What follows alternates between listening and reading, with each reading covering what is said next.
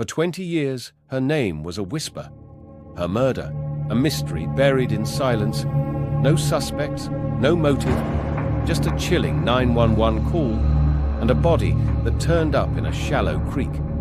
It took artificial intelligence, not a detective, to finally bring her killer to justice.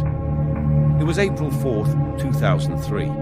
The small town of Hopedale, Pennsylvania, population just under 2,000, was winding down for the night.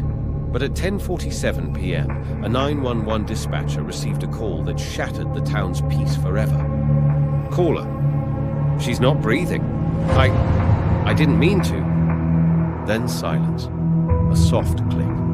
The call was traced to a payphone near an abandoned textile mill. By the time police arrived, they found nothing. No caller, no body, no signs of struggle. Just a cool breeze and the flickering light of a dying street lamp.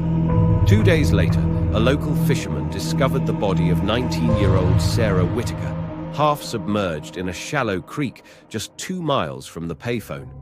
She was clothed, but her wrists bore marks of restraint. Her cause of death, blunt force trauma to the head.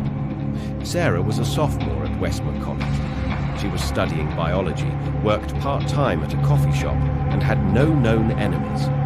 Police interviewed friends, family, and co-workers. Nothing stuck. The biggest clue, that 911 call.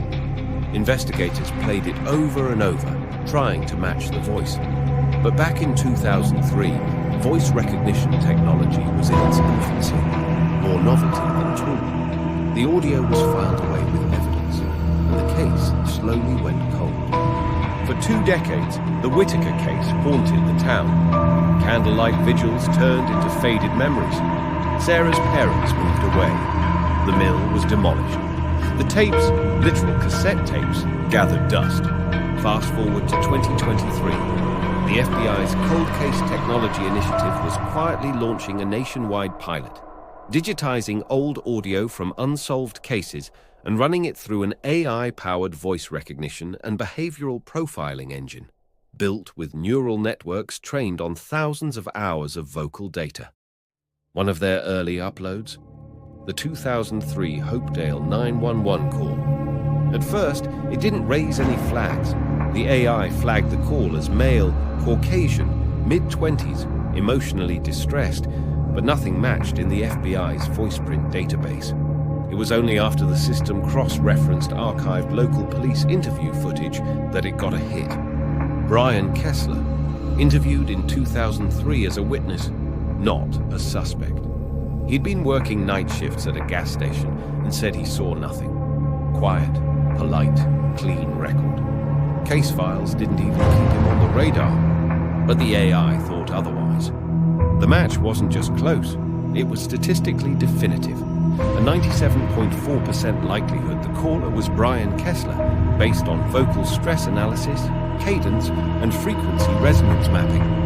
But AI alone wasn't enough for an arrest. They needed something more. Authorities quietly reopened the case, brought Brian in for a routine follow-up interview, and began surveilling him. What they uncovered painted a much darker picture than anyone imagined. Brian had since moved to Pittsburgh and worked in IT, ironically for a company that built AI call center bots. But more disturbing was what they found in a locked file on his home server, a digitized recording of the 2003 911 call. Why did he have it?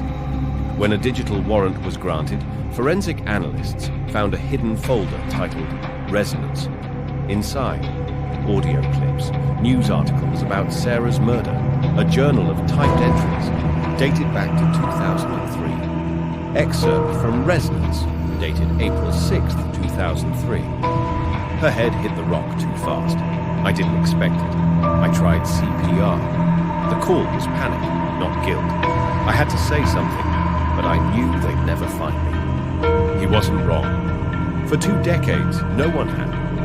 Further analysis of the files revealed a disturbing obsession. Brian had recorded late-night monologues, describing Sarah's final moments, revisiting the creek, and even rehearsing different versions of the 911 call. AI transcription converted his whispered entries into chilling transcripts. This wasn't a moment of panic. It was a pathology. a cycle of guilt, control, and fantasy. He had relived it for 20 years, privately, digitally, and undetected. With enough digital and forensic evidence to corroborate the AI's findings, authorities charged Brian Kessler with second-degree murder, obstruction of justice, and evidence tampering. At trial, the 911 recording was played, alongside the AI-generated voice print comparison.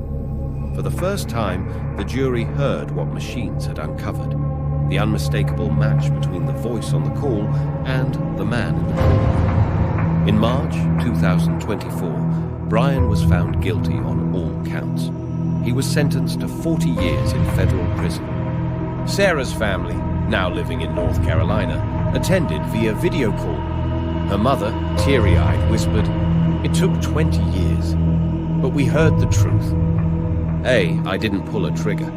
It didn't chase a suspect down a dark alley, but it listened, it remembered, and it matched a voice that human ears had long forgotten. In a world overflowing with data, old tapes, dusty files, forgotten interviews, the power of AI is giving cold cases new life. Voices once buried under years of silence are being heard again. And sometimes that's all it takes to finally bring justice."